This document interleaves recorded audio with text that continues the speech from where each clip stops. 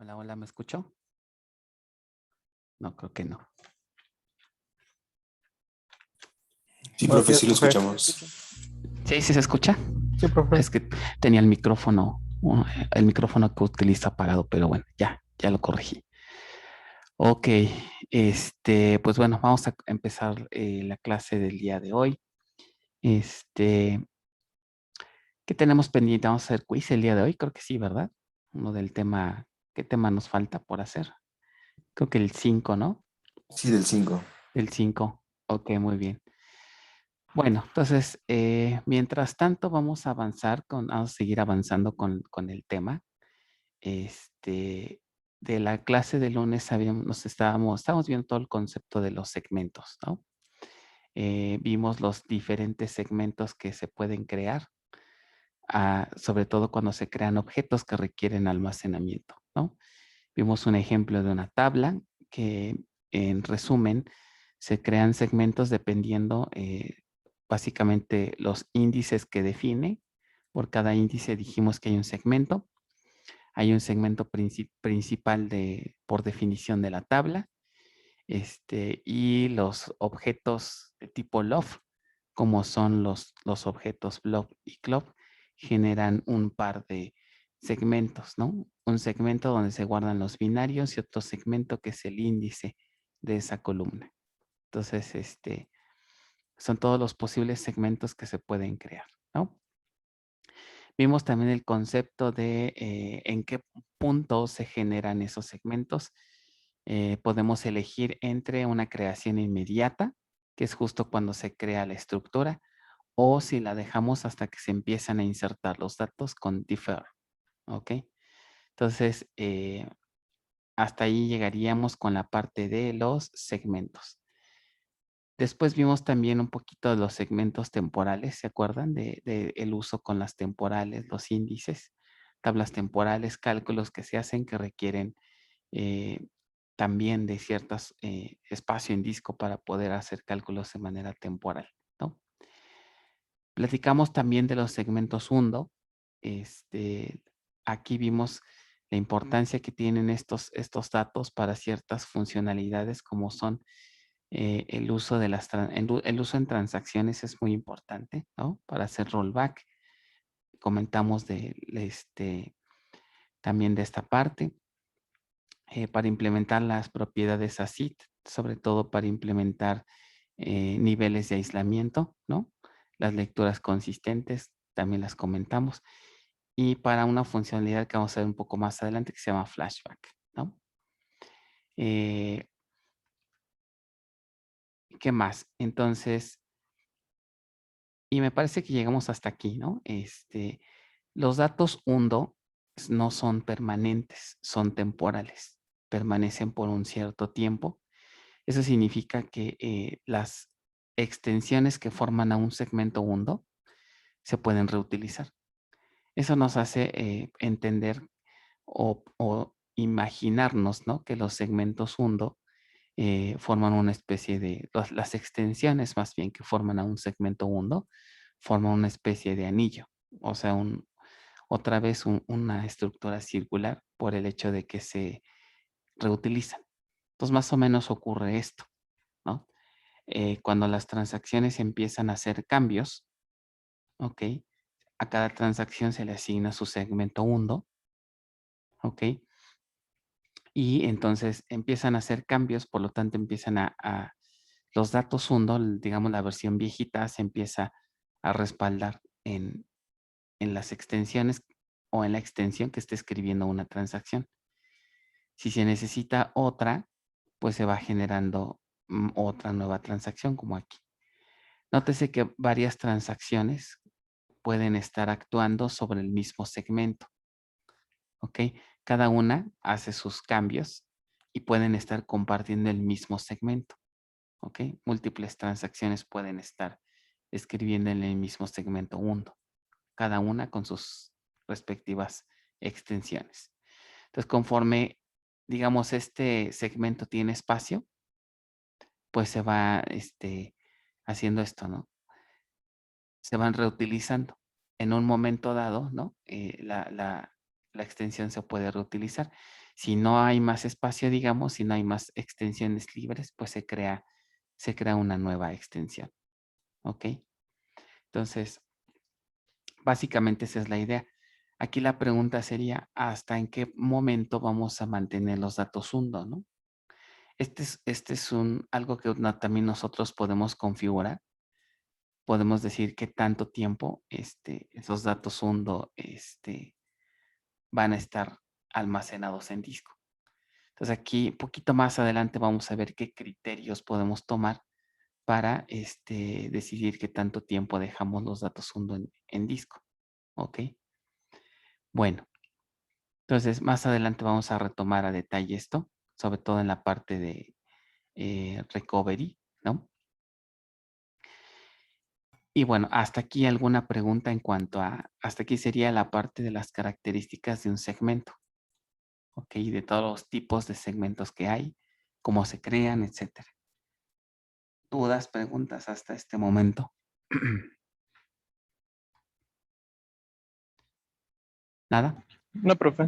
Ok, bueno. Entonces vamos ahora con qué cosas le podemos administrar a un segmento. ¿Se acuerdan que así algo similar vimos con desde los bloques, ¿no? Vimos qué cosas le podemos administrar a un bloque, a qué cosas se le dan mantenimiento. Lo mismo se hizo para extensiones, ¿no? Vimos también la cuestión de fragmentación. Ahora vamos a ver qué pasa con un segmento. ¿Ok? Básicamente, la administración de los segmentos se consiste en estar monitoreando y vigilando cómo está el espacio en cada segmento. O sea, que también aquí aplican algo parecido. Qué tan lleno, qué tan vacío está un segmento. ¿Ok? Entonces, un concepto que se utiliza en esta parte es el concepto de la famosa marca de agua, el high water mark, que sería las siglas en inglés de HWM, ¿no? Cada tabla, digamos, tiene una marca de agua, ¿ok? Y en este caso es una marca de agua, digamos, alta, ¿no? El high water mark. Esta marca se refiere al punto, digamos, hasta donde el punto dentro de un segmento en el que posterior a él los bloques ya no se han empleado. O sea, una tabla, una vez que se le han reservado sus bloques, lo podemos ver así, ¿no? Con un conjunto de bloques asignados. Conforme se vamos insertando datos, pues esos bloques se van formateando y se van llenando, ¿ok? Pero digamos, puede haber un punto en el que podemos establecer esa marca de agua y de aquí hacia la derecha diríamos que estos bloques están completamente sin uso, sin formato, ¿ok? Bueno, ahorita platicamos más de ello. Entonces, para hacer la administración del almacenamiento de un segmento se utilizan estas técnicas, dos técnicas. Automatic Segment Space Management, ASSM, o Manual Segment Space Management. ¿Ok? Obviamente la que más se utiliza hoy en día es la forma automática. La manual, pues ustedes saben las implicaciones que tiene, ¿no? Que podríamos ahí tener algunos detalles si no administramos bien. Entonces la que más se recomiendan es la de la automática, ¿no? En la manual utiliza tecnologías distintas a la automática. Ok, no voy a profundizar mucho en la manual porque realmente no se utiliza mucho. Entonces, se utilizan una especie de listas para determinar qué bloques tienen espacio. Ok, entonces, por ejemplo, en caso de no encontrar bloques dentro de la lista, o sea, en una lista se guardan los bloques que tienen espacio. Si no se encuentra, entonces se obtienen de algún data file, genera un grupo de bloques, los formatea y los inserta a la lista. O sea, hagan de cuenta que la lista es como que una bitácora que lleva almacenado qué bloques son los que están con espacio. Entonces, si digamos, esta lista me indica qué bloques tienen espacio y si queremos saber si un conjunto de bloques tienen o no espacio, pues los buscamos aquí en esta lista. ¿Ok? Bueno, la técnica que más se utiliza hoy en día es ASSM, que es automática. En lugar de utilizar una lista, lo que se hace es que se utiliza un bloque especial para formar un bitmap. Ese bitmap, como su nombre indica, pues es un arreglo de unos y ceros que me indican dónde hay espacio, ¿no? O qué bloques de un data file tienen espacio para almacenar más datos. ¿Ok? Entonces, cuando se realiza la inserción de un primer registro a una tabla, ¿no? En su correspondiente segmento, ¿no? El primerito, digamos el primer bloque, se le da formato para formar ese bitmap. O sea, en el primer bloque se guarda ese bitmap. ¿Ok? Eh, Cada segmento tiene su propio bitmap. ¿Ok? Y básicamente en ese bitmap se guarda el estatus de cada bloque. Qué tan lleno está, qué tan vacío está. ¿Ok? Entonces, este bitmap tiene varias ventajas, ¿no? El hecho de que está en el propio segmento permite evitar que, digamos, contención, ¿no? Por ejemplo, si se utilizara el diccionario de datos, este, todas, en una sola lado, todos los procesos tendrían que estar consultando esa vista, ¿no? Entonces, cada segmento tiene su propio bitmap. Han de cuenta que lo podemos ver así. Si tenemos varias tablas en nuestro modelo, ¿ok? Para saber, digamos, qué tanto espacio hay en cada tabla a nivel de segmento, ¿ok? Entonces, aquí podríamos imaginarnos esto, ¿no? Que está un pequeño bloque, que es el que forma su bitmap, una cosa así, ¿ok? Entonces, esta tabla me dice cómo están, qué tan lleno, qué tan vacío están los bloques, ¿ok? Entonces, si yo quiero consultar qué tanto espacio tiene una tabla, por ejemplo, pues consulto su bitmap. Para esta otra tabla consulto también. Entonces, fijan, la información del espacio de almacenamiento está distribuida, esparcida en cada segmento. Entonces, eso tiene varias ventajas, ¿no? Como les digo, hay técnicas viejitas que utilizaban el diccionario de datos. Entonces, había una vista del diccionario de datos que tenía la información de todos los segmentos. O sea, aquí el problema es que múltiples procesos pueden estar consultando esta vista. Entonces, pues, puedo generar una especie de contención al centralizarlo todo en una vista. Entonces, la técnica de bitmap resuelve ese problema. ¿Ok? Entonces,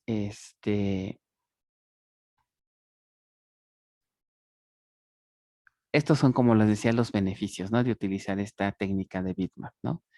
Permite almacenar datos en múltiples bloques, de forma simultánea, mejorando el desempeño, ¿no? Al estar distribuidos, pues puede estar actualizando este bitmap por varios procesos, ¿no? De manera simultánea. Ahora, ¿qué cosa contiene o qué tipo de información se puede sacar de este bitmap? Básicamente, podemos saber lo siguiente. Saber, por ejemplo, si un bloque se encuentra arriba o del lado, bueno, arriba o abajo o del lado izquierdo o del lado derecho de la famosa marca de agua. Entonces, dependiendo su posición, por ejemplo, si está arriba, significa que este bloque está completamente libre. Nunca se ha empleado y no está ni siquiera formateado. ¿Ok? Pero ya está reservado, ¿no? Para ese segmento. Por otro lado, si está del lado izquierdo o abajo de la marca de agua, el bloque puede tener los siguientes estados. Se reservó para ser empleado, pero aún no ha sido formateado ni usado. ¿Ok? Está formateado y contiene datos. O está formateado y vacío debido a que sus datos fueron eliminados. O sea, ya se usó, pero después se liberó por alguna operación de delito, por ejemplo. ¿ok? Entonces, la manera en cómo se comporta esta marca de agua a lo largo del tiempo desde que se crea la tabla, podemos ilustrarlo aquí con estos esquemas, ¿no? Primero, cuando la tabla se crea, pues obviamente la tabla se vería así, ¿no? Todos los bloques están libres y obviamente la marca de agua está aquí, al inicio, ¿ok? Entonces, estos bloques que están como que en blanco no tienen formato, están vacíos ni formato, ¿ok? Entonces dice aquí, suponer que una transacción comienza a realizar inserciones. Esto significa que será necesario reservar un grupo de bloques para poder almacenar registros, ¿no? Entonces, en ese momento, cuando empezamos a hacer la inserción, eh, se le aplica el formato solo a un solo bloque, ¿no? Para crear ese bitmap, ¿ok? Pues todos los demás bloques quedan, del grupo quedan sin formato, solamente se le da el primero. La marca de agua se establece justo después de este grupo. Entonces, imagínense, vamos a insertar. Entonces, típicamente se reserva la primera extensión y al término de ella se fija la marca, ¿ok? Y se le empieza a dar formato, ¿ok? Algo así. Entonces, vean, empezamos a dar formato para almacenar algunos primeros cuantos registros, ¿ok? Entonces, vamos a suponer que se le empiezan a dar formato a estos tres, ¿ok? Pero entonces ahora surge otro concepto, que es el de low water mark, ¿no? Low high water mark. Parecía medio contradictorio, ¿no? O sea, más bien es una marca de agua baja y una marca de agua alta, ¿ok? Low y high. Entonces, ¿qué significa esto? Entonces, fíjense, al comenzar a realizar las inserciones, los bloques comienzan a formatearse y a contar datos, ¿no? Ya empezar a poblarse de datos. No todos los bloques del grupo son utilizados como aquí, ¿no? Va a depender, pues, de la longitud del registro, entre otras cosas, ¿no? Entonces, pero suponer que las inserciones que realiza la transacción solo ocuparon 3 bloques. Entonces, más o menos se vería así. Estos primeros 3 bloques, pero todavía hay bloques vacíos. ¿Ok? Entonces, ¿qué significa esta nueva marca? El Low High Water Mark. Básicamente indica el punto hasta el cual todos los bloques que están, digamos, hacia la izquierda de esta marca, ¿ok? Tenemos la certeza que tienen datos. ¿Ok? ¿Ok? Entonces, es decir, los bloques han sido formateados ya sea porque contienen datos o están vacíos con formato porque se realizó alguna operación de eliminación de datos.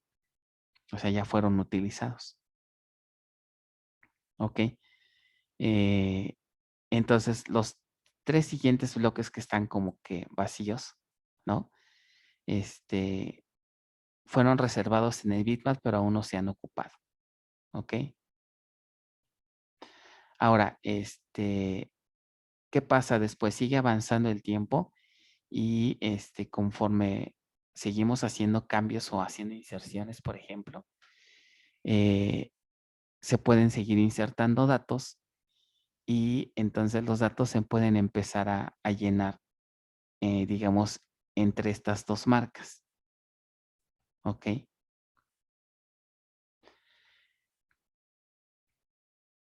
Entonces, entre ellas puede haber de repente huecos, ¿no? Como pueden ver aquí. ¿Ok? Entonces se preguntarán, bueno, entonces, ¿para qué me sirve tener estas dos marcas, no? La respuesta básicamente, para agilizar o para mejorar el desempeño cuando hacemos un escaneo de los datos de la tabla. Entonces, básicamente el escaneo se hace así.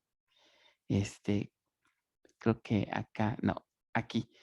Cuando tenemos un escaneo de la tabla que necesitamos recorrer, tal vez por alguna consulta, se hace un escaneo rápido y secuencial hasta que nos encontremos a la marca de agua baja, a low high water mark. ¿Por qué se hace rápido? Porque aquí todos los bloques ya fueron ocupados y ya han sido ocupados y tienen datos.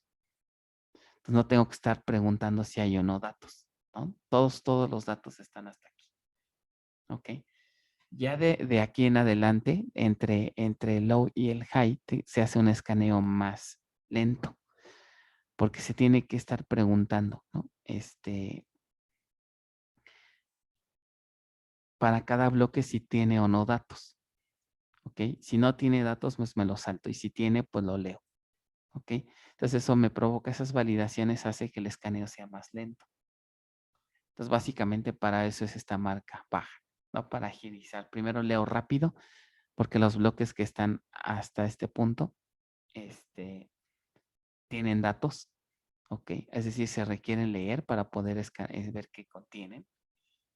Y ya de aquí va adelante, pues se tiene que hacer la validación, ¿no? Entonces esto provoca un poquito de lentitud más bien poco de lentitud a la hora de estar checando el estatus de los bloques, ¿ok? Bueno, pues básicamente esa es la idea de esas dos marcas, ¿vale? Bueno, dudas hasta aquí con esta técnica de administración de bitmap. Por último, ya prácticamente para terminar este PDF, ¿cómo podemos consultar la información de qué tanto espacio tiene un segmento? El hecho de que se manejen bitmaps tiene un detalle, ¿no? Como no se utiliza el diccionario de datos, no tenemos como que un acceso directo a ver el estatus de cada segmento, porque eso está guardado en el propio bloque, no en un diccionario. Entonces, para poder hacer o poder consultar cómo están nuestros segmentos, tenemos dos técnicas. Hay una serie de procedimientos almacenados que ya vienen predefinidos al instalar su base. De hecho, el software, no tanto la base. Estos procedimientos nos dicen qué tan llenos o qué tan vacíos están los bloques. También podemos usar las vistas del diccionario, pero no a nivel tan particular, sino es más genérico. Entonces, estos son los tres, algunos ejemplos de procedimientos almacenados que podemos usar para ver, por ejemplo, cuántos bloques libres, ¿no? Por ejemplo, observen el paquete, se llama DBMS, ¿no? DBMS, perdón. On use space, DBMS space, free blocks y space usage. ¿Ok? Entonces, por ejemplo, free blocks nos da información de los bloques libres de un segmento. ¿Ok? Y también aquí pues va a depender de la técnica, si está usándose manual o automática, ¿no? Por ejemplo, se utiliza para la administración automática, información de los bloques en un objeto con administración automática del espacio libre. ¿Ok? Entonces, más o menos se vería así. ¿Cómo sería un ejemplo si quisiéramos utilizar estos procedimientos? De repente también necesitamos hacer un poquito de programación. Entonces, unos poquito más adelante también vamos a tener que hacer uso de scripts PL, que ahorita ustedes han usado unos cuantos, ¿no? Para hacer algunos ejercicios. Entonces, este ejemplo hace uso de uno de estos procedimientos. Entonces, aquí, por ejemplo, podemos ver, primero vamos a hacer aquí este programa hace una simulación de la creación de una tabla para ver qué tantos bloques se llenan, ¿no? O cómo quedan los bloques. Se fijan, es una tabla que tiene un ID y una columna de tipo numérico y se inserta en 10,000 registros de valores numéricos aleatorios. ¿Ok?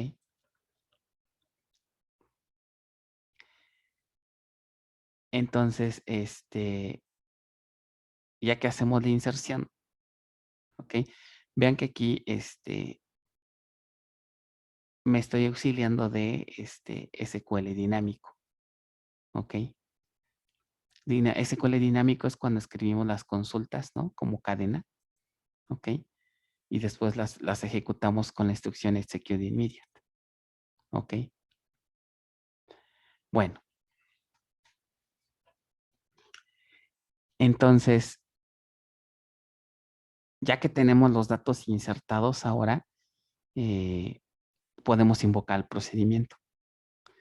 Pues más o menos el procedimiento se ve así. Bueno, aquí es meramente documentación de los parámetros. Vean que la mayoría de los parámetros del segmento son de salida. ¿Alguien recuerda qué significa un parámetro de salida en un procedimiento?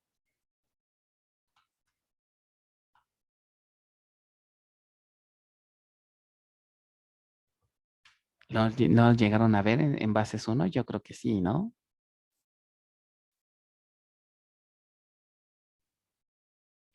¿Quién me dice que es un parámetro de salida en un procedimiento? O la diferencia con uno de entrada.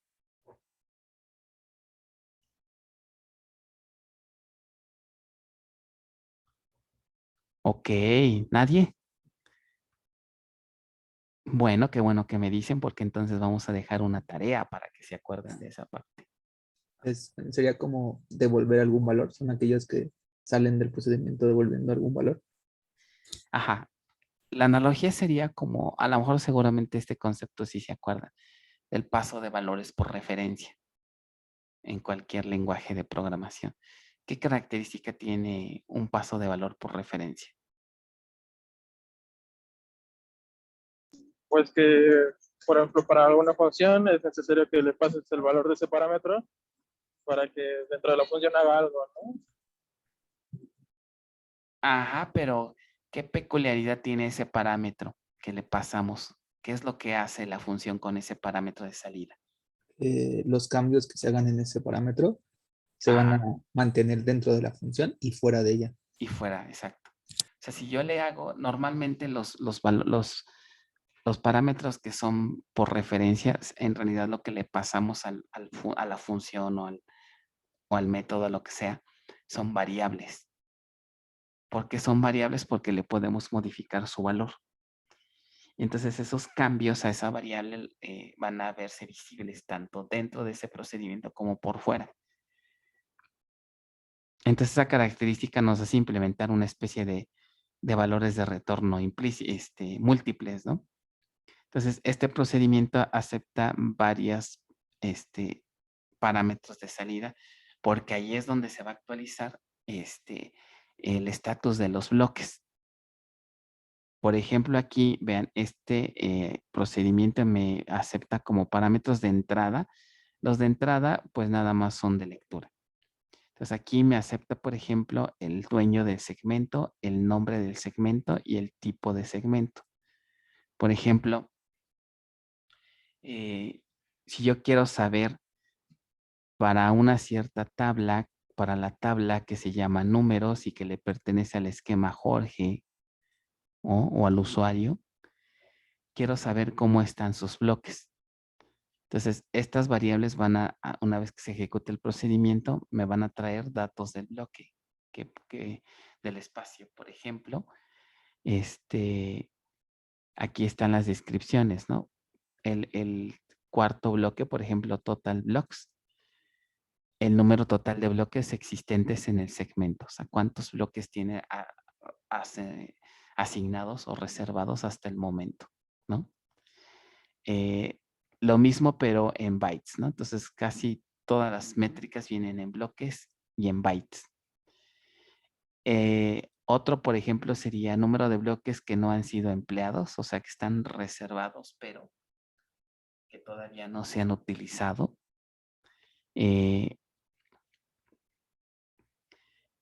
Por ejemplo, identificador del data file que contiene la última extensión que tiene datos, ¿ok? O sea, por ejemplo, podríamos saber qué data file es en el que ahorita se está escribiendo, ¿ok? Es lo que me diría, por ejemplo, estos dos parámetros, ¿ok? O puedo también saber cuál es el último bloque o el bloque actual en el que se está escribiendo. O sea, puede llegar hasta ese nivel, ¿no? ¿En qué bloque es en el que ahorita se está escribiendo? ¿Ok?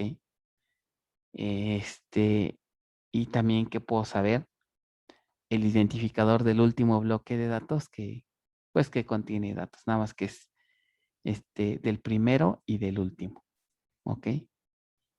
Entonces, básicamente así se invocaría, ¿no? DBS space on use space. Le pasamos, bueno, esta es una sintaxis particular de PLSQL, ¿no? En donde le ponemos el nombre del parámetro y su valor. Entonces, vean que aquí en los de salida, el valor del parámetro corresponde a las variables que se declararon acá arriba, para que me pueda mostrar su valor. ¿Ok? Y ya por último, pues imprimimos, ¿no? Todas las variables a ver qué traen. Entonces, por ejemplo, para esta tabla que ahorita se insertó, vean qué datos nos muestra. El total de bloques, por ejemplo, que hasta ahorita se han reservado son 32. O sea, esa tabla tiene 32 bloques hasta ahorita, ¿no? De esos 32, vean cuántos están sin usar. Realmente dice que 0. ¿Qué significa aquí un valor de 0? Todos los bloques tienen al menos información. Todos los bloques, exacto, ya fueron formateados y tienen datos. ¿Ok? Por ejemplo, ¿cuántos bloques están sin usar? Pues, bueno, es a nivel de bytes, ¿no? La primera extensión, por ejemplo, más bien la última extensión que se está utilizando. No, perdón, más bien, este sería el data file que se está usando, el data file 4. Que un poquito más adelante vamos a ver que cada data file dentro de la base de datos tiene un ID. 1, 2, 3, 4. Ok. Entonces, con este dato sabemos qué data file es el que contiene la última extensión que se está usando ahorita. ¿Ok? Y lo mismo para el bloque. ¿Ok? El último bloque que se usó, el último ID del bloque es el número 8. ¿Ok? Bueno, esto en cuanto a procedimientos almacenados. La otra es toda la información de este tema que hemos estado viendo desde lo que fueron los bloques, las extensiones y los segmentos. También podemos consultar información en estas tres vistas. DBA o User Segments, DBA o User Extents y DBA Free Space. ¿Ok? Pues también estas vistas son las que nos ayudan. ¿Ok? Por ejemplo, aquí, ¿qué se hace? ¿Qué estará haciendo esta consulta? A ver, echen un ojo. ¿Y quién me ayuda a decir qué está haciendo esta consulta? ¿O qué está mostrando? ¿Qué está ilustrando?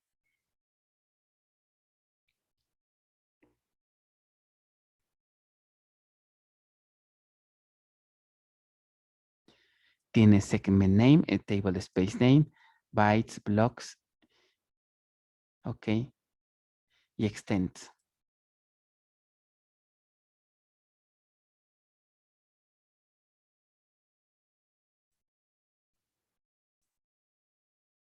Nada más no se me amontonen, uno por uno. Está mostrando información de los segmentos que son relacionados a las tablas y del usuario Jorge. Esto está mostrando la información de ciertos segmentos de cierto esquema. ¿Ok? En este caso, de todos los segmentos de un usuario que son de tipo table, o sea, de todas las tablas. Ahorita, por ejemplo, para este usuario, nada más se tiene dos segmentos, ¿no? La tabla test y la tabla números. ¿Ok? Vean, aquí indica el table space que está asociado a esa tabla, a users. ¿Ok? ¿Cuántos bytes hasta ahorita se tiene reservado este segmento? ¿Cuántos bloques? ¿Ok? Vean que, por ejemplo, la tabla test es la más pequeña, ¿no?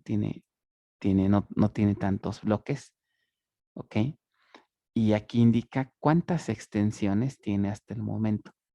una extensión tiene esta tabla y las otras dos ya tienen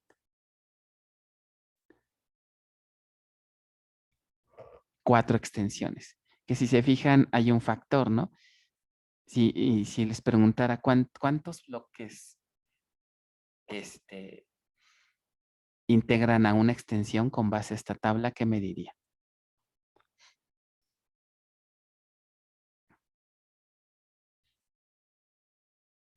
8. 8, ¿verdad? Porque si se fijan aquí, si multiplicamos por 8, pues me da el total de bloques, ¿no? Entonces, ahorita el tamaño de la extensión es de 8 bloques. ¿Ok? Ahora, vean este segmento, este nombre que está medio curioso, ¿no? Dice begin y tiene ahí una cadena. ¿Quién creen que sea este segmento? También está ocupando espacio, miren. Tiene espacio y también tiene 32 bloques. ¿Qué objeto será este? O sea, nos queda claro que aquí vamos a encontrar todos los segmentos, tipos de segmentos que vimos, ¿no? Que si es un índice, que si es una tabla, que si es un índice de un blob o que si es el segmento de un blob. Pero ¿quién será?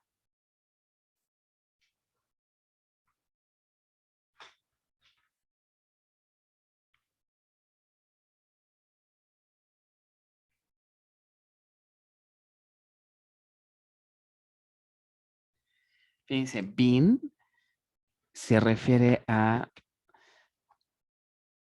cuando nosotros, por ejemplo, hacemos eliminamos, por ejemplo, un objeto, ¿ok?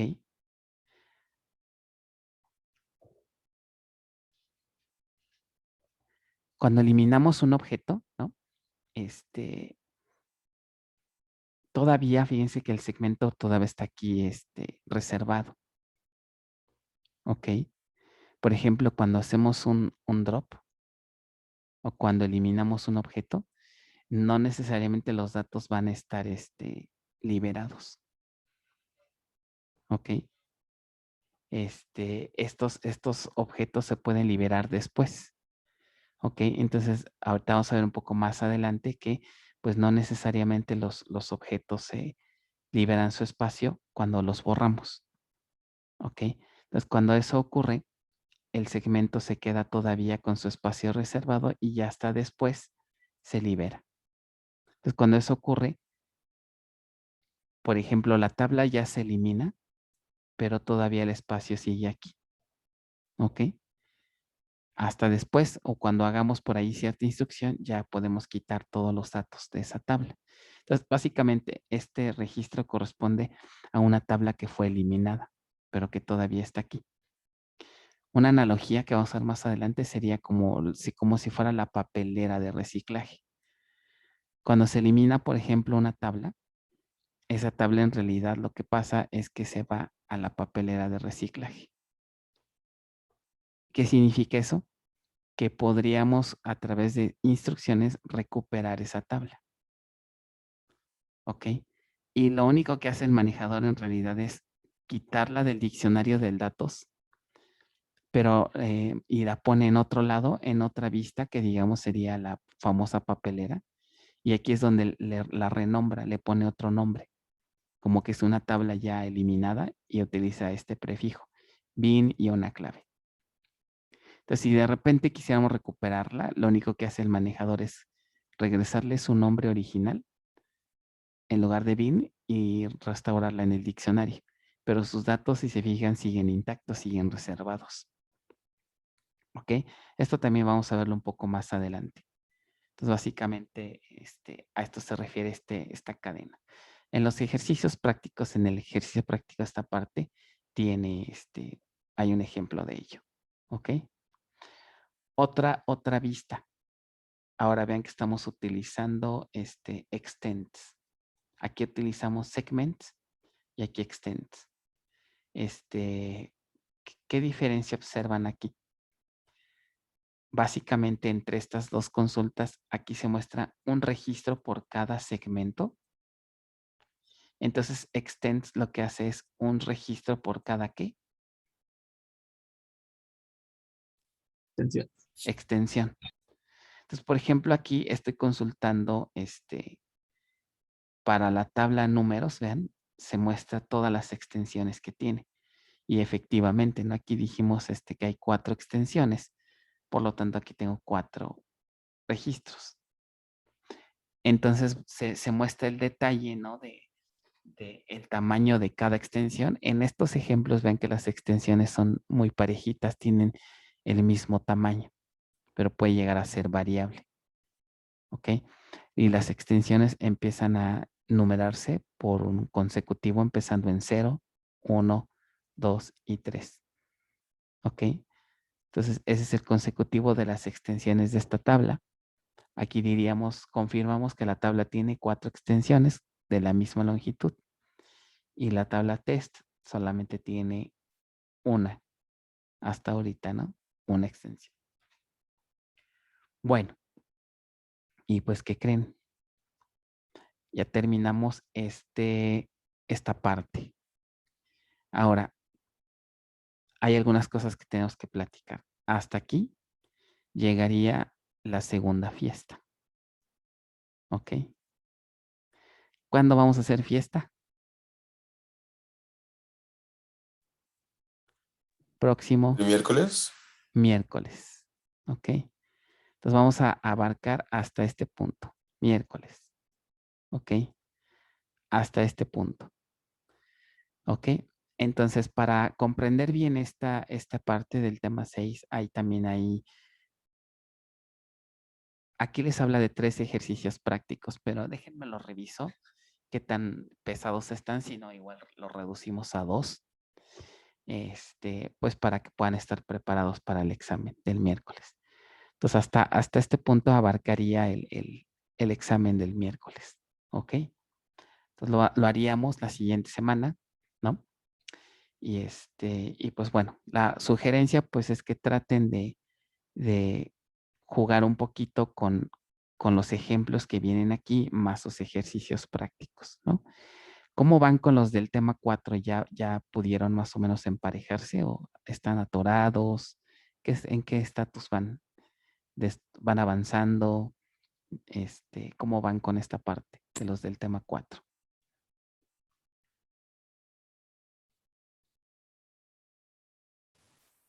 ¿Alguien ya los terminó? A mí me falta el último todavía. ¿El Estoy en último eso. todavía? Ok, entonces hay que apurarnos para que pues a más tardar para el próximo miércoles tengamos también ya los de este tema. ¿Ok? Del tema 5, nada más hay uno. ¿Ok? Y de este tema vamos a ver si agregamos 2, tal vez. Entonces, digamos, más o menos tendremos que estar sacando otros 3 ejercicios prácticos. Una, digamos, tal vez bueno para ustedes es que algunos de ellos ya no traen validador. Entonces, eso hace que sea su desarrollo más ágil. Como son ejercicios un poco más sencillos, ya no incluyen el validador para que también no les quiten mucho tiempo. ¿Ok? Ya me dirán ustedes si extrañan o no al validador, si se los quito o si se debería de dejárselo. ¿Ok? Bueno, entonces, básicamente, después de los ejercicios del tema 4, tendríamos que resolver de aquí al miércoles, ¿no? Entre 3 y 4 más. ¿Ok? Son cortitos, la mayoría, no son muy tediosos, pero bueno, van a ayudar a entender hasta este punto. ¿Ok? Entonces, el próximo lunes podemos dedicar la clase a dudas, a revisar algo que no se haya entendido, ¿no? Al revisar algo de sus ejercicios prácticos, podemos dedicar la clase a todo lo que tenga que ver con la preparación de su segundo parcial. ¿Ok? Entonces, y posiblemente vamos a hacer otro quiz aparte del día de hoy. El día de hoy vamos a hacer el del tema 5 que dijimos, ¿verdad? Entonces el lunes vamos a ver si hacemos uno más para también reforzar la parte del tema 6 sobre todo. Adelante, ¿alguien iba a comentar algo? Profe, ¿desde qué tema sería este parcial? ¿Se acuerdan? El primer parcial fue tema 1, 2 y 3. Este fue el primer parcial. El segundo parcial abarcaría 4, 5 y 6 digamos, parte 1. Hasta aquí llegaría el segundo parcial. ¿Ok? 4, 5 y 6. Vale, gracias. El Ah, 4, perdón. El 4, disculpe. ¿se acuerdan de qué se trató el tema 4? Todas las áreas de memoria. Los buffers, ¿se acuerdan? Buffer caché, read all buffer, etcétera, etcétera, ¿no? El large pool, share pool, ¿no? Etcétera. El 5, es cierto, no tenemos clase el próximo lunes, qué suertudos. Es que saben que, si lo recorremos, nos iríamos ya, si recorremos el examen, nos tendríamos que ir ya hasta el 20 y tantos. La próxima semana es efectivamente, es puente. Otra vez. Entonces, si lo recorremos, tendremos que hacerlo hasta el 22. Y es demasiado. Yo diría que si lo hiciéramos el 17, sería el 17, ¿no? Si no lo recorremos. El problema es que ya no nos veríamos, ¿verdad? Hasta el día del examen realmente. ¿Creen que sí sea muy conveniente recorrerlo o lo dejamos así igual? Bueno, y no se podría hacer que este lunes, digo, si usted puede, tengamos como clase opcional. Si hay dudas, Bueno. vamos con usted a resolverlas y lo hacemos el miércoles. Bueno, eso sí tienes muy buena idea. Podemos hacer lo siguiente. El lunes no va a haber, digamos, clase para ver tema nuevo ni nada, pero sí para dudas. O sea, sería una clase 100% opcional. Quien quiera se conecta, quien no. Tienes mucha razón. Vamos a hacerlo así. ¿Ok? No voy a ver nada nuevo, solamente aclarar dudas, ¿no? No vamos a hacer quiz entonces el lunes, nada más con el que hagamos hoy. ¿Ok? A la misma hora, yo creo que lo quieren más tarde, ¿les parece en otro momento? ¿A qué hora pueden más o menos? A ver, vamos a proponer para que no se levanten, ¿no? También que no se levanten tan temprano.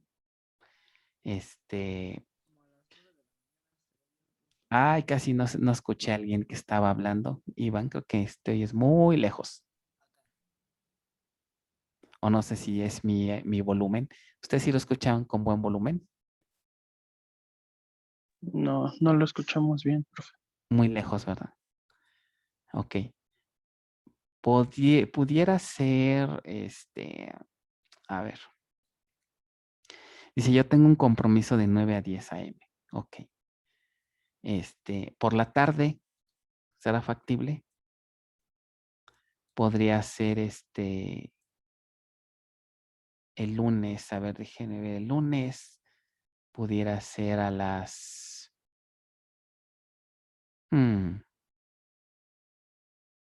a las 4 o a la 1 de la tarde o a las 4 o a las 6.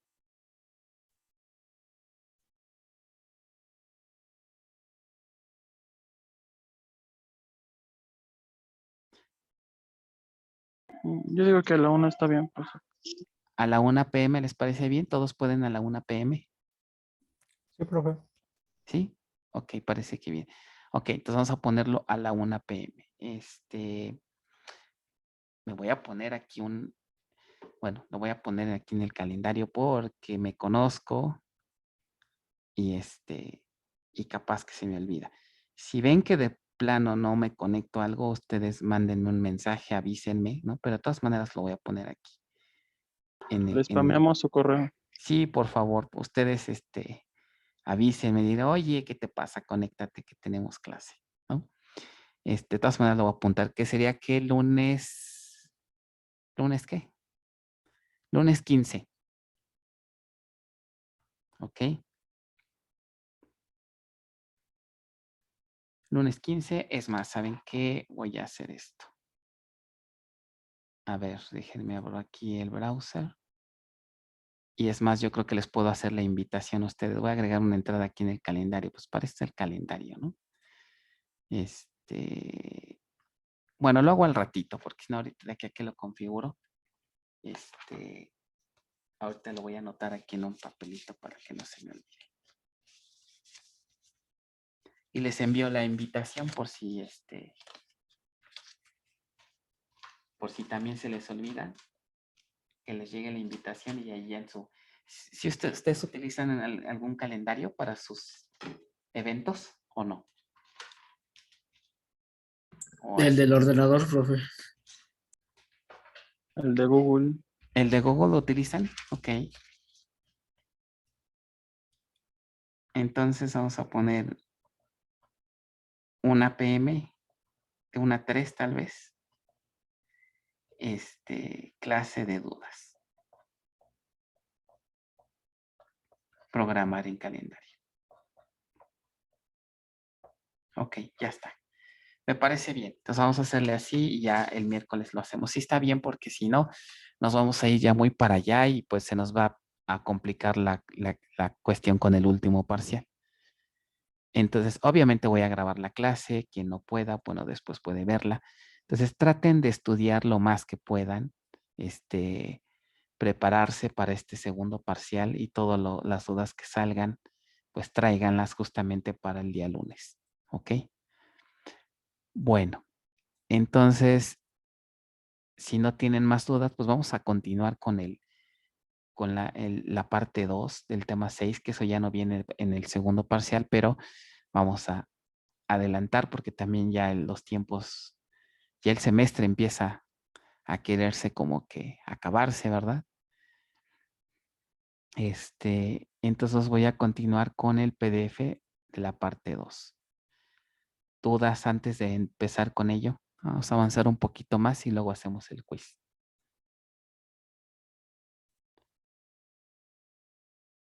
Muy bien. Entonces, el siguiente tema que vamos a ver es, vamos a seguir con la cuestión de las estructuras de almacenamiento, pero ahora le toca el turno a todo lo que tiene que ver con table spaces.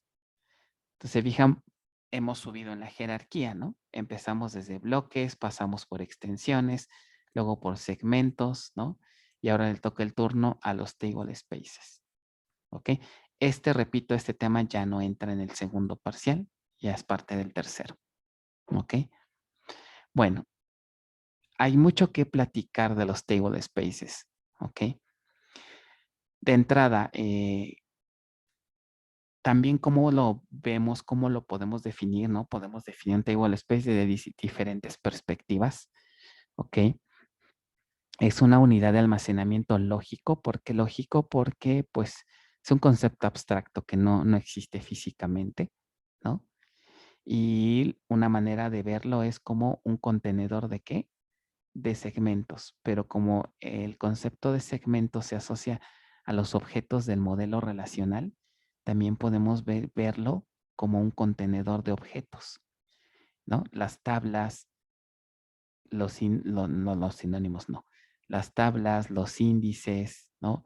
Que generan datos, ¿no? Están asociadas a un table space, ¿no?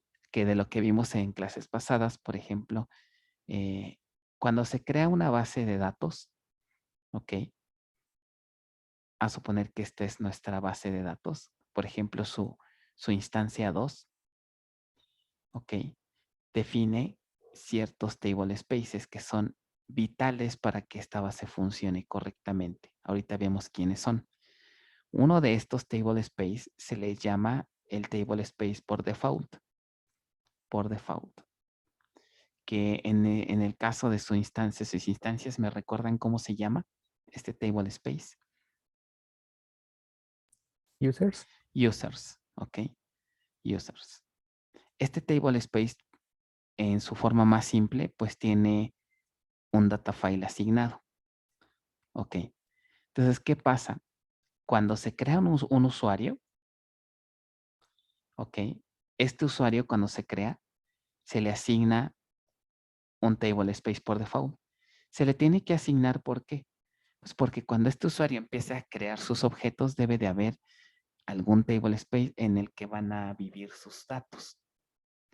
Si no lo especificamos cuando se crea ese usuario, por default se le asigna el table space que esté creado junto con la base de datos.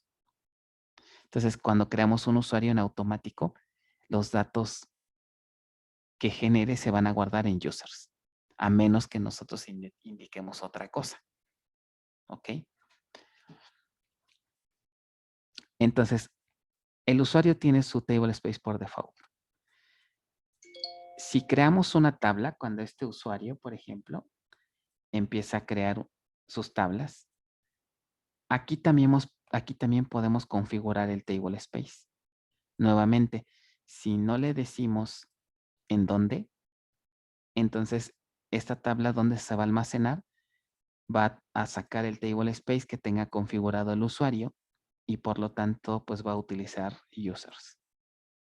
Entonces, observen que la configuración de en qué table space se almacenan los datos de una tabla lo podemos sobreescribir, ¿no? Podemos decirle a la tabla que se guarde en un table space cuando se crea la tabla. Entonces, eso provocaría que la tabla se guarde en otro, ¿no? Si hay otro table space por acá definido, ¿no? Un table space 1, TS1, podemos configurar que esa tabla se almacene en otro table space. Obviamente el usuario debe de tener cuota de almacenamiento. Este usuario debe tener una cuota de almacenamiento para que pueda utilizar un table space distinto al default. Entonces aquí, como pueden observar, un usuario puede tener acceso a varios table spaces. Tiene su table space por default, ese no va a cambiar, pero si nosotros lo decidimos, a este usuario le podemos dar permisos para que almacene datos en otros. ¿Ok? E inclusive, por ejemplo, también podemos cambiarle su table space por default. ¿Qué pasa si decimos que ahora tu table space por default ya no va a ser users? Ahora va a ser ¿quién? El table space 1. ¿Qué efecto tendríamos? Que todos los objetos que genere van a estar ahora guardándose acá. ¿Ok?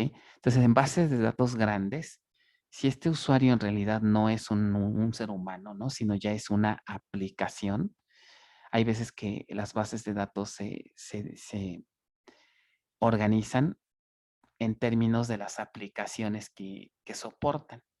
Por ejemplo, haz suponer que en la facultad tenemos un sistema, que es el sistema de inscripciones, ¿ok? Y a lo mejor otro sistema que es el sistema de administración de los profesores, por ejemplo. Entonces, como son dos aplicaciones independientes, cada aplicación pudiera tener su modelo de datos, pero hagan de cuenta que estos dos modelos queremos que se implementen en la misma base de datos, ¿no? Entonces, lo más adecuado sería que este usuario se utilice para este sistema, un usuario a nivel de base de datos, a lo mejor inscripciones admin, y este usuario guarde todos sus datos en un table space separado por default que no tiene nada que ver con la otra aplicación. Para la otra aplicación también podríamos tener su usuario y entonces este modelo se guarda en su propio table space con su propio esquema. ¿Ok?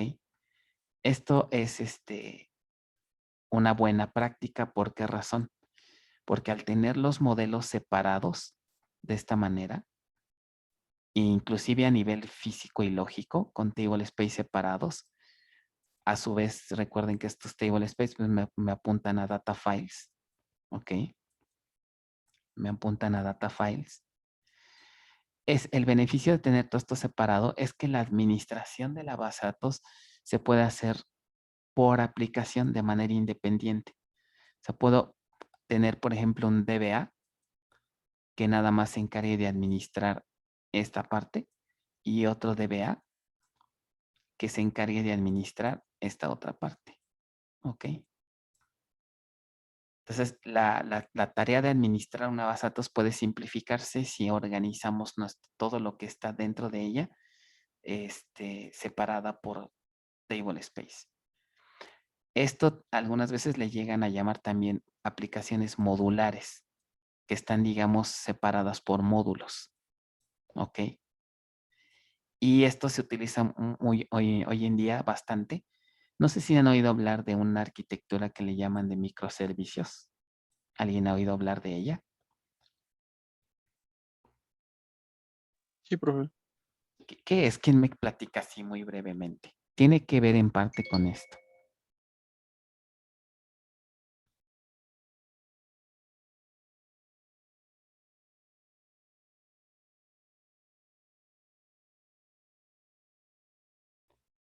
¿No? Más o menos, ¿alguien sabe?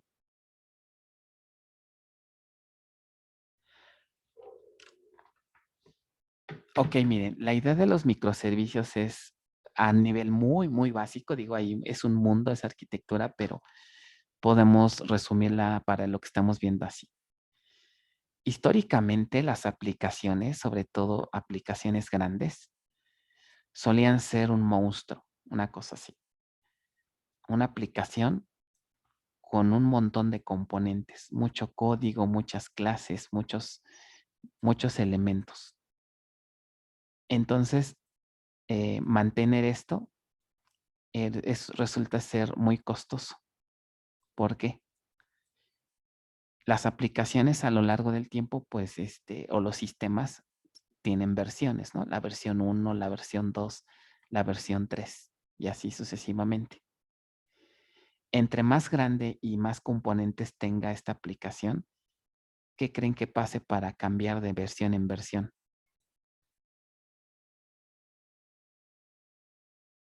Para llegar a la versión 2, ¿cómo creen que sea el tiempo entre una y otra versión? ¿Cuánto tiempo creen que pase para poder llegar a una nueva versión?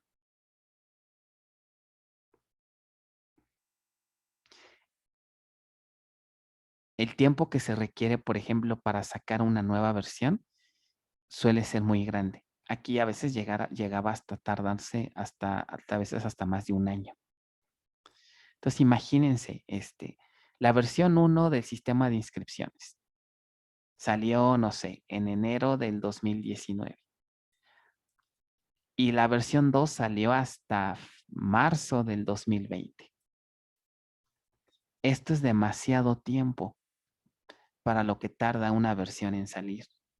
¿Ok? ¿Por qué puede ser esto problemático? Porque dentro de este tiempo puede ser que el sistema requiera o el usuario requiera nuevas funcionalidades, nuevos cambios. ¿Ok? El software, recuerden que es algo que evoluciona, no es algo fijo.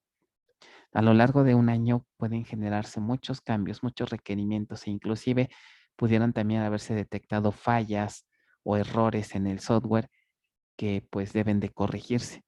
Entonces, todo este paquete de nuevos requerimientos más corrección de errores, ¿ok? Pues ¿cuánto tiempo tiene que esperar el usuario final para poder ver sus cambios? Un año. Es demasiado. Pero ¿por qué se tarda tanto esto? Entre más grande sea, pues más tiempo nos tardamos en tener lista toda esta aplicación grande. De entrada, uno de los grandes retos es probarla, ¿no? No vamos a poner a producción una aplicación que no está bien probada. El problema es que aunque le hayamos hecho unos cuantos cambios a la aplicación, como todo está junto, tenemos que volver a probar todo, porque qué tal si un cambio que hicimos a este pedacito, qué tal si le pega a otras partes del sistema. Entonces tenemos que asegurarnos de que todo funcione bien, que los cambios que hicimos no impacten a otros componentes, ¿no? Y esto lleva mucho esfuerzo y aparte aquí trabaja un ejército de gente, ¿no? Casi aquí hay un grupo de gente grande que está tratando de sacar esto. Por otro lado, administrar un grupo de desarrollo grande es complicado también, y que entre ellos se comuniquen es complicado. Entonces, esto es lo que tradicionalmente era el desarrollo de software. En mi caso, a mí me tocó varios años estar trabajando, por ejemplo, con la aplicación del padrón electoral allá en el INE, que es la aplicación que se encarga de administrar todos los trámites. Era algo así, y era un flujo de trabajo pesado, porque el usuario esperaba, ¿no? Tenía que esperar mucho tiempo para la siguiente versión. Y el usuario estaba un tanto temeroso porque pues iba a recibir un sistema nuevo después de no sé cuánto tiempo. Y entonces ponían demasiadas trabas, ¿no? Para que el sistema se implementara, porque por la gran cantidad de cambios que involucraba cada versión. Entonces, esto era hacia un ciclo de desarrollo muy lento, con muchas desventajas. ¿Ok? ¿Qué es lo que viene a proponer esta nueva arquitectura? ¿Sabes qué? Pues vamos a aplicar una solución muy, muy simple. Divide y vencerás. ¿Ok? Ya no hagas estas aplicaciones tan grandes. Ahora imagínense la base de datos de esta aplicación. Era una base de datos gigante, enorme, ¿no? Porque al ser grande la aplicación, pues es un modelo muy, muy grande, ¿no? Demasiadas tablas, típicamente es un solo modelo, ¿ok? Y entonces también el mantenimiento, ¿no? Y la administración de esta base se complica, ¿no? Eran modelos muy grandes, bases grandes, ¿ok? Viene esta parte y ahora, ¿sabes qué? ¿Qué te parece si mejor crea aplicaciones pequeñitas que se enfoquen a resolver una parte específica de tu aplicación? Es decir, trata de modularizar tus aplicaciones, forma modulitos, ¿ok? Entonces la idea es que aquí se desarrolle funcionalidad que está relacionada entre sí. De repente, obviamente, vamos a necesitar que haya comunicación entre estos módulos, ¿ok? Pero tratar de que sea lo más aislada posible, ¿ok? La idea es ahora que se forme software que sea completamente administrado de manera independiente. Entonces, aquí va a estar un grupo de desarrollo. Ahora los grupos de desarrollo van a ser pequeños, tal vez 2 o 3 personas, no más, ¿ok? Porque si no, entonces vamos a caer otra vez en una aplicación gigantesca, ¿ok? Módulos pequeñitos con grupos pequeños. ¿Cuál creen que es el beneficio de hacer esto?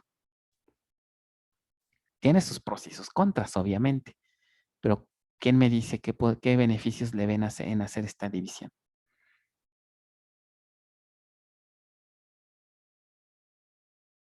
Pues que son más rápidos los cambios, ¿no? Ajá, Independientemente del módulo o del microservicio que podría tener un error o se necesita una mejora, pues es más rápido el cambio y ninguno de los otros microservicios se tiene que enterar que hubo un cambio, ¿no? correcto, exacto, muy bien. Su ciclo de vida es independiente. Y si quiero sacar una nueva versión, pues me enfoco nada más a este modulito.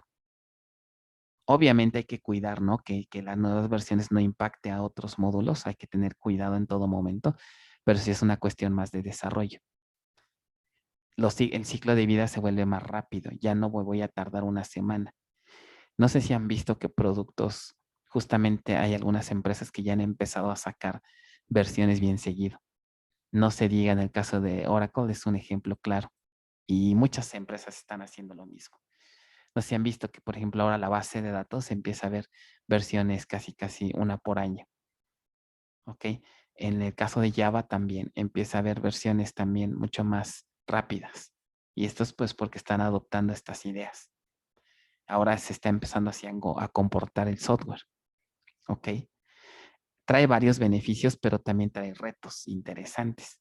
Al dividir, pues ahora tenemos múltiples aplicaciones que tenemos que monitorear y tenemos que supervisar que todo funcione correctamente. Entonces, esto ha venido a revolucionar mucho cómo se desarrolla el software hoy en día.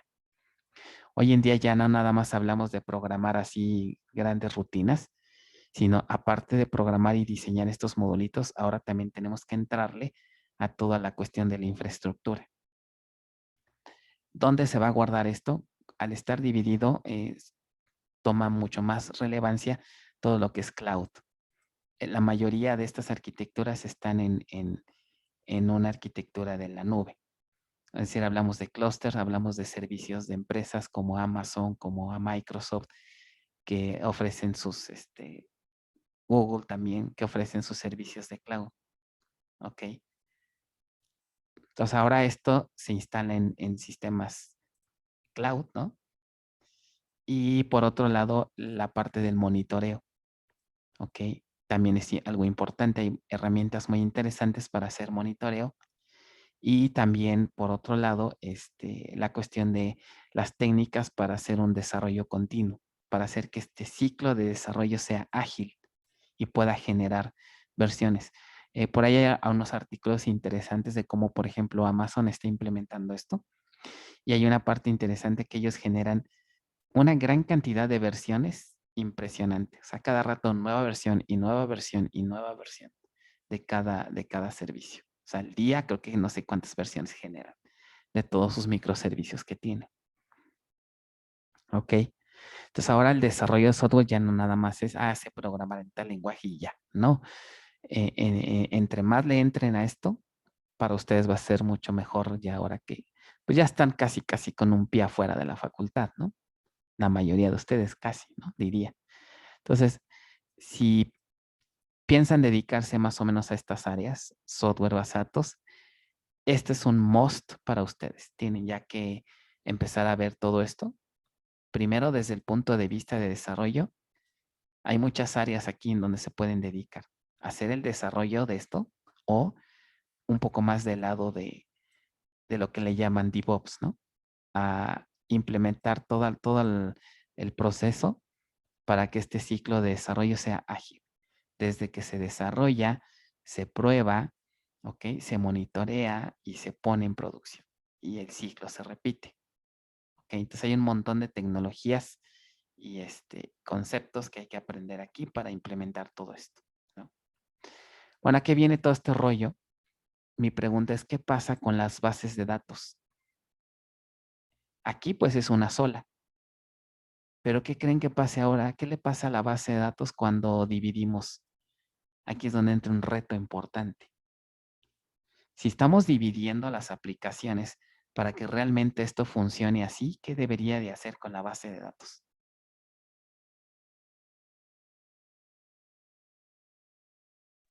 Dividirla igualmente, ¿no? Se tiene que dividir, pero esto es bien, a veces es complicado, ¿eh? Aquí implica mucha labor de diseño por parte del ingeniero de software.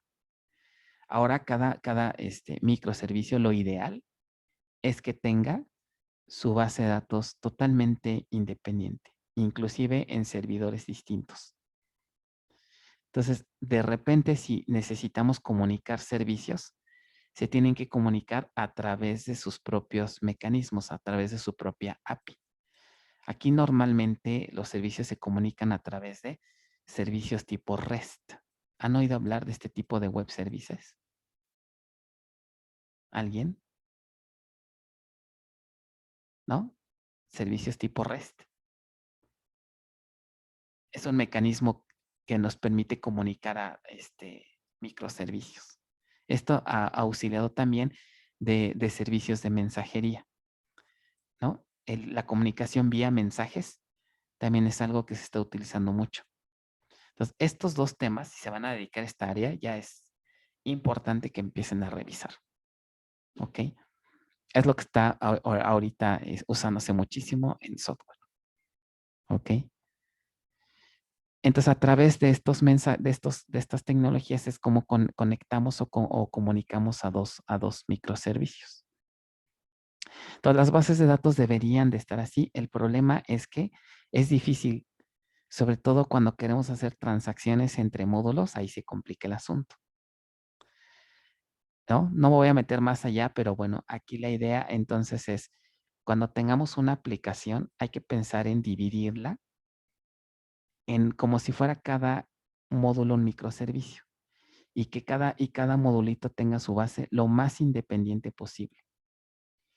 Si no podemos realmente implementar varias bases en distintos servers, por lo menos si es el mismo server, por lo menos deberían de estar en un esquema distinto, que es justamente esto de acá arriba. ¿Ok? Cada modulito debería de tener su usuario principal y su esquema totalmente independiente. Entonces, entre menos relaciones, porque si empezamos a relacionar un modelo con otro esquema, ahí ya no estamos como que cumpliendo tanto con esta arquitectura. Entonces, vengo a esto con esta explicación, de una vez se las comento, porque es lo que van a tratar de hacer en su proyecto. El caso de estudio van a tratar de dividirlo en módulos, de tal manera que cada módulo pueda administrarse por un usuario diferente a nivel de base de datos y con sus table spaces distintos para que sean los modulitos independientes. Entonces, ya que estén trabajando con su proyecto, que por cierto les debo a algunos la asignación, ya repartí algunos.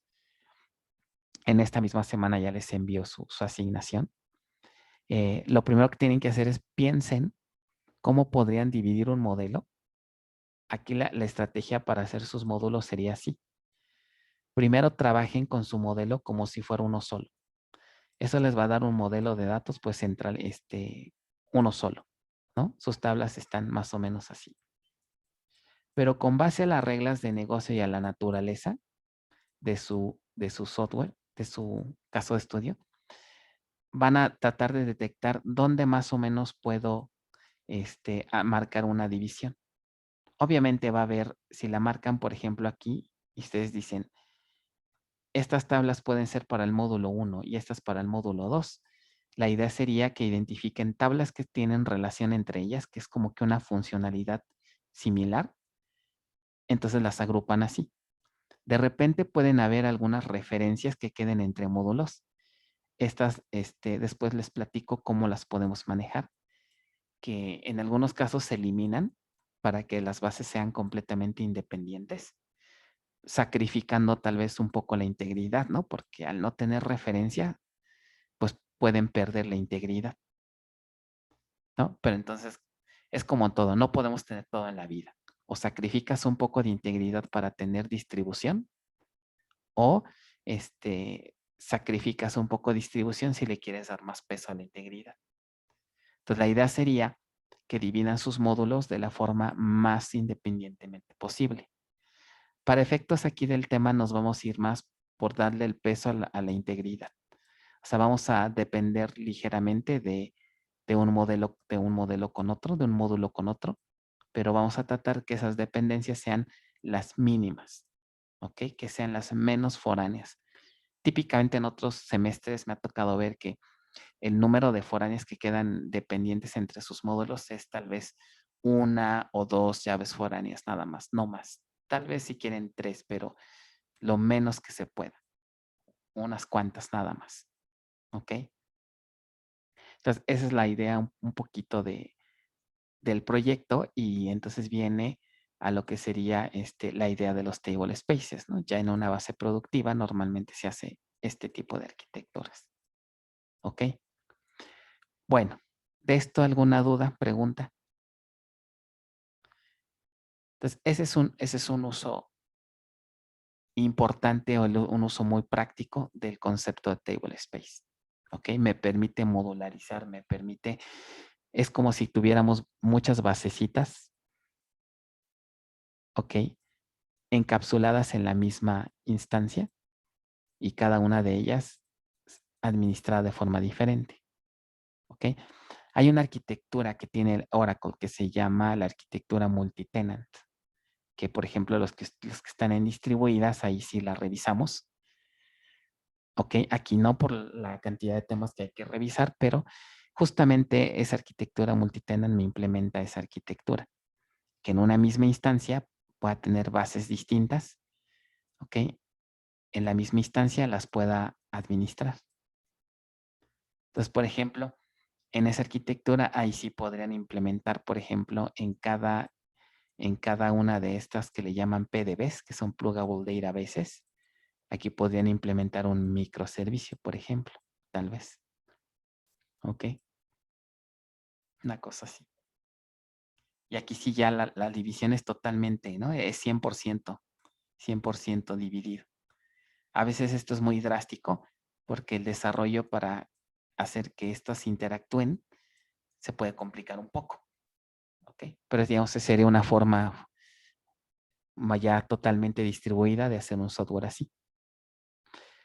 Bien. Entonces, regresando ya al concepto de Table Space, una vez que vimos estas funcionalidades, decíamos, lo podemos ver como un contenedor de segmentos, ¿no? Que contiene todos los objetos de un microservicio, por ejemplo. A nivel físico, un Table Space está formado o está integrado por varios data files en archivos distintos o en archivos temporales, si es un Table Space temporal. Y al tener varios data files, eso implica que también podríamos tener varios discos. ¿Ok? Esa es otra manera de ver a los table spaces. Desde el punto de vista físico, me permite distribuir los datos de sus objetos e inclusive en distintos discos. Entonces, ese concepto también me sirve para, si yo tengo, por ejemplo, hardware diverso, ¿no? Discos de almacenamiento diferentes, a través del table space los puedo distribuir, ¿no? Puedo hacer la distribución con todos los datos. ¿Ok? Entonces, para realizar la creación de un table space, básicamente se puede hacer de manera explícita con la instrucción create database o de manera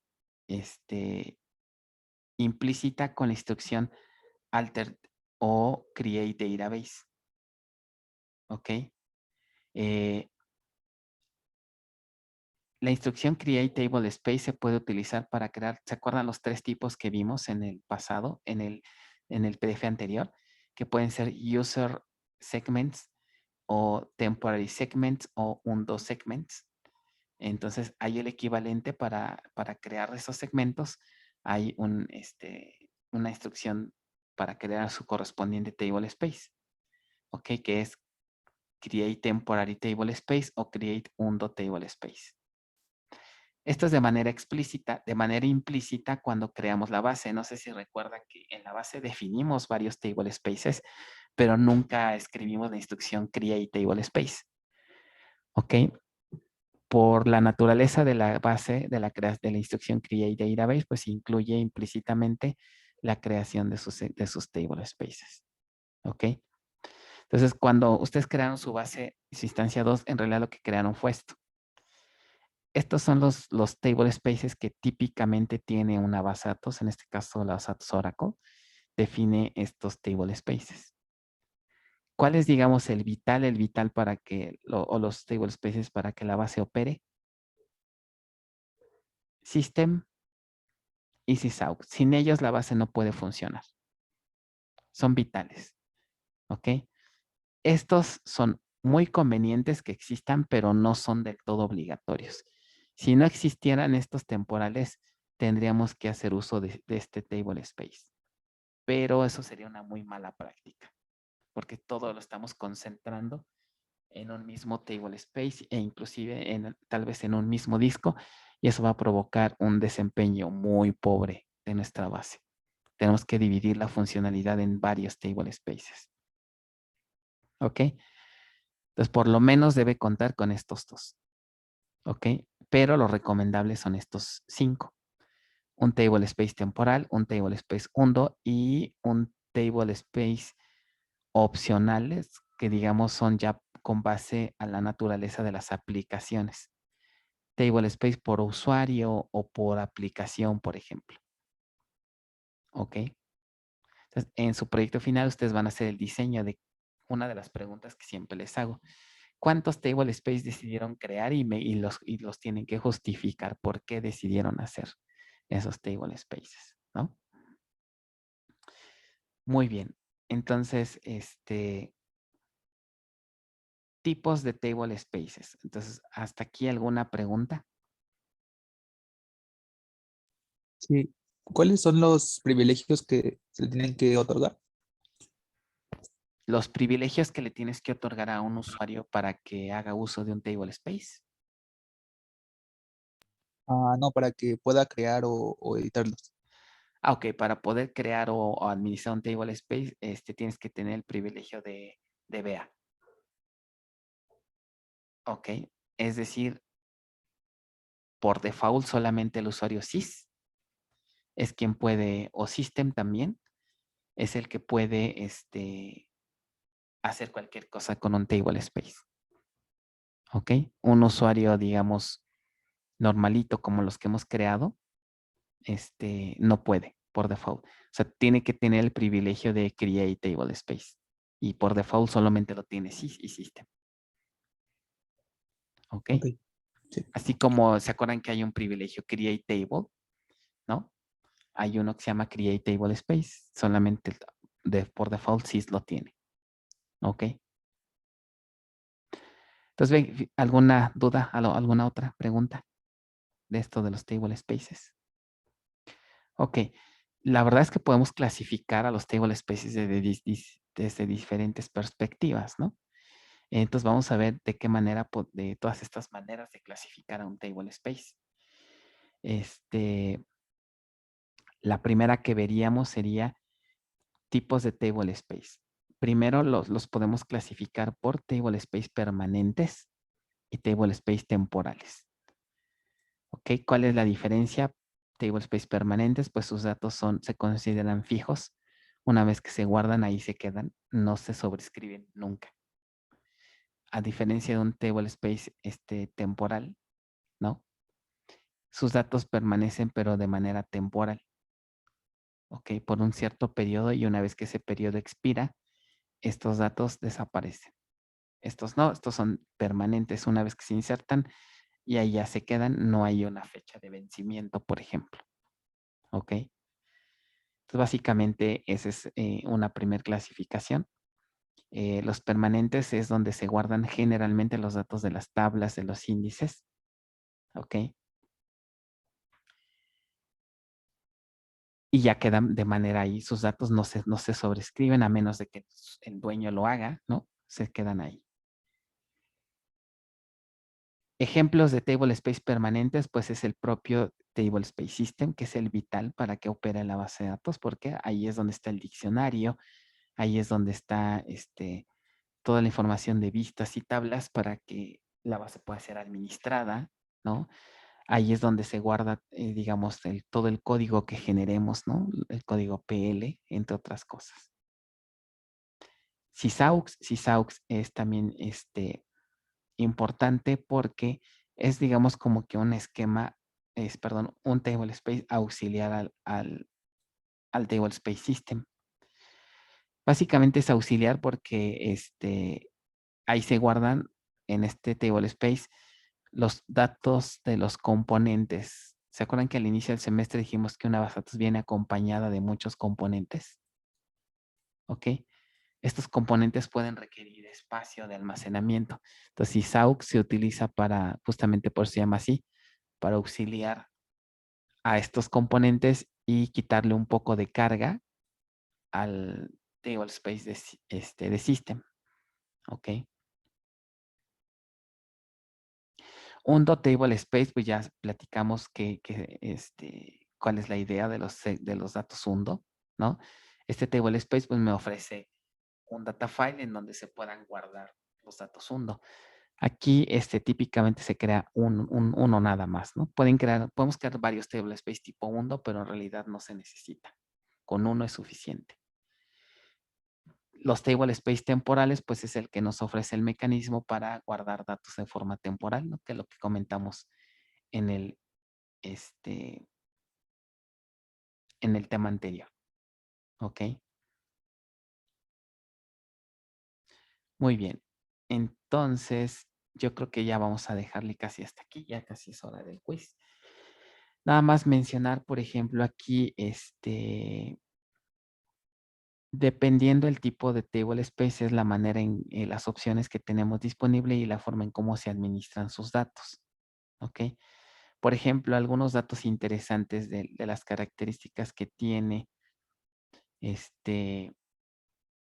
un table space undo, por ejemplo.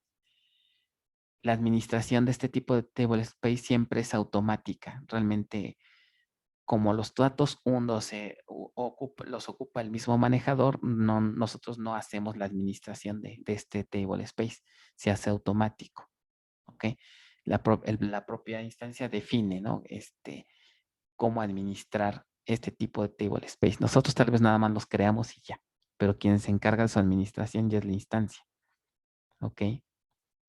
En un table space, por ejemplo, ¿qué características tiene un table space temporal? Vean, este es punto interesante. Los datos de un table space temporal no generan datos de redo. O sea, nunca escriben en los redo logs. ¿Por qué creen que no sea necesario escribir en redo logs en un temporal?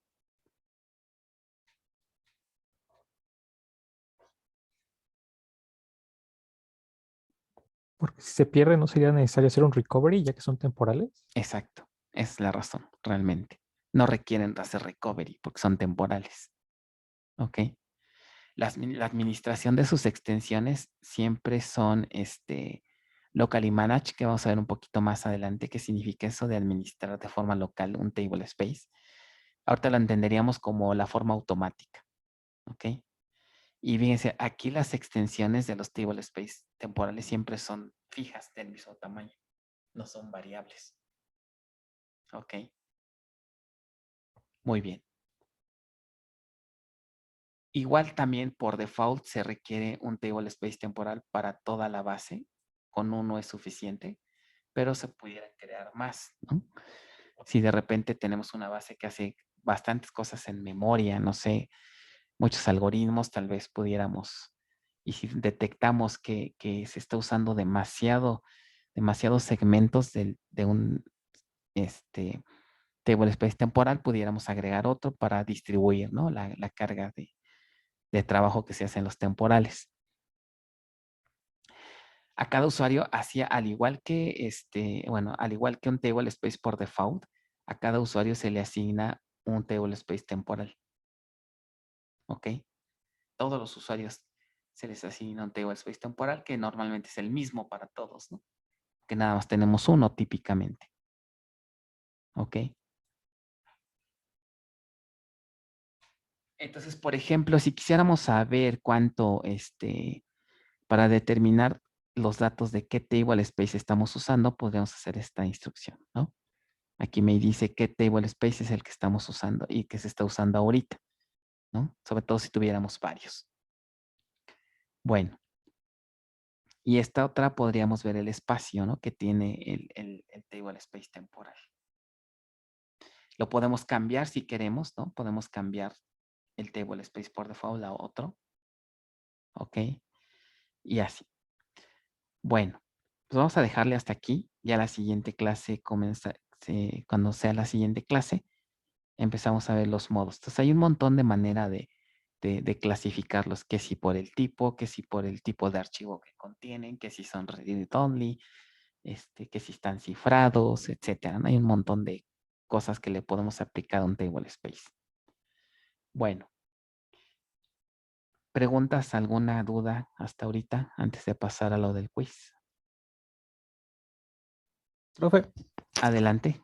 cuando se crea, por ejemplo, un usuario, la palabra, digamos, cuota, ¿es la que establece el table space que utilizará o solamente es para el tamaño en sí? No, la cuota no te dice en dónde vas a almacenar por default, nada más te dice que tienes permisos para guardar datos en ese table space. O sea que tú podrías crear una tabla como usuario y decirle que esa tabla la guarde en el table space donde tienes cuota y vas a poder guardar. Pero adicional a esa configuración tienes tu propio table space por default, que puede ser users, por ejemplo. Entonces tú como usuario tienes dos opciones. Almacenar en tu table space por default donde te dieron cuota o almacenar en uno nuevo, en uno extra donde también tengas cuota. O sea, ahí el permiso no hay como que un grant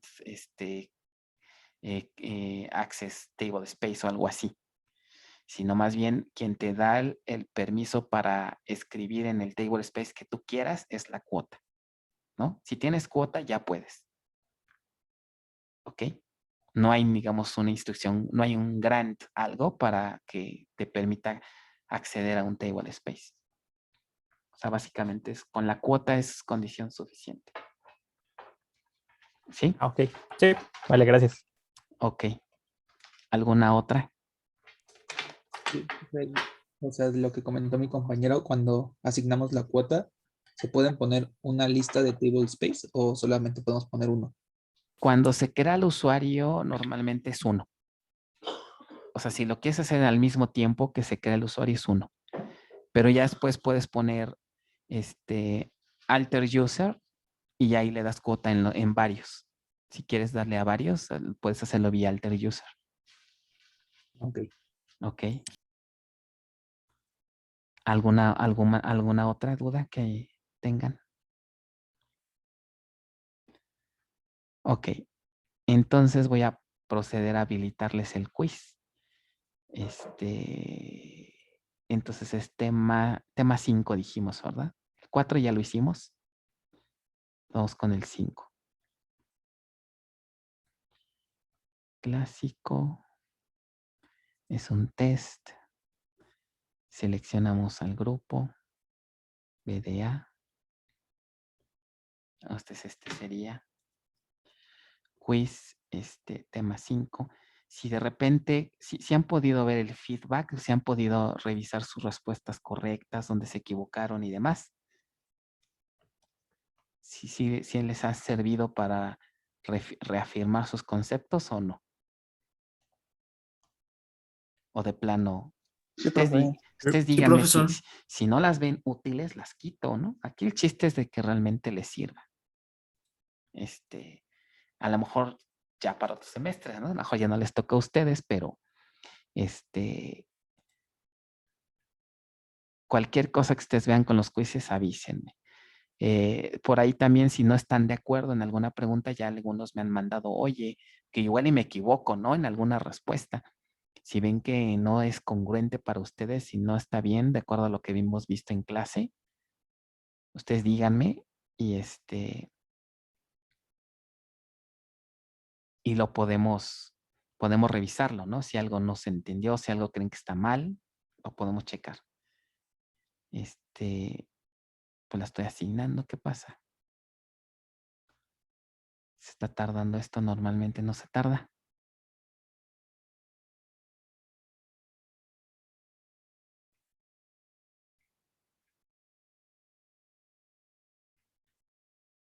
¿Y ahora?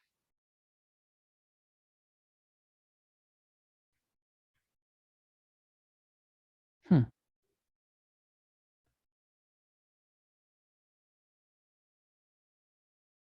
¿Qué es el destino, profe? Es el destino, ¿verdad? No quiere que se haga el quiz el día de hoy. 10 a todo. Dice, ¿qué? Ya. Lástima, los alcanzó el destino. Listo, ya deben de tener ahí en su classroom la tarea. Váyanse uniendo de favor. Entonces, por el día de hoy ya sería todo. Ya en cuanto terminen su quiz, ya no se pueden desconectar. Entonces, nos estaríamos conectando hasta el día de la clase extra. Bueno, el de la clase de dudas. ¿Ok?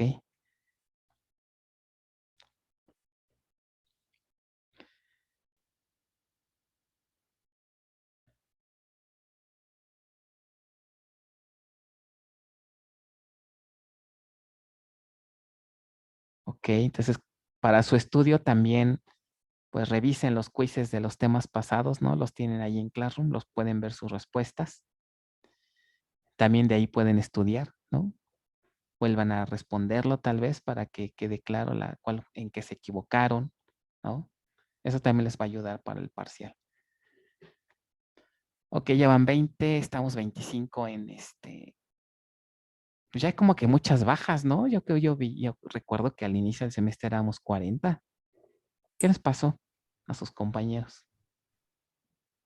Sí, éramos como 42, profe. Sí, ¿no? ¿Y ahora? Como que estos semestres de estar en línea se da mucho esa situación. Cuando estaba en presencial no ocurría tanto. Sí, de repente las clásicas bajas, pero no tantos, casi la mitad del grupo, oigan. ¿Qué les pasó? ¿De plano está muy fea la materia o qué?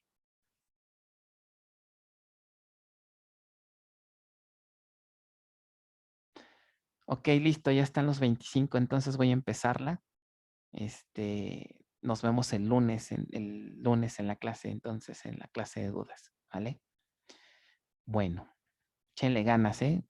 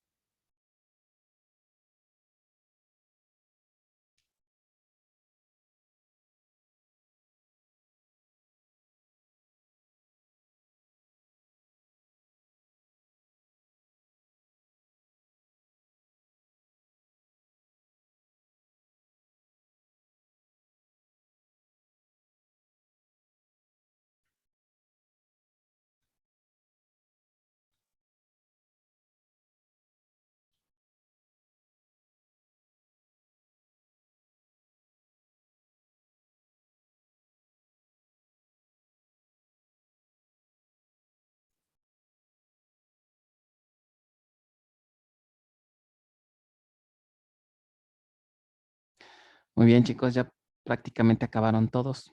Nos vemos entonces el próximo lunes. Los dejo, voy a clase, cuídense, nos vemos. Gracias, profe. Hasta luego. Buen día. Gracias, profesor. Hasta luego. Bye.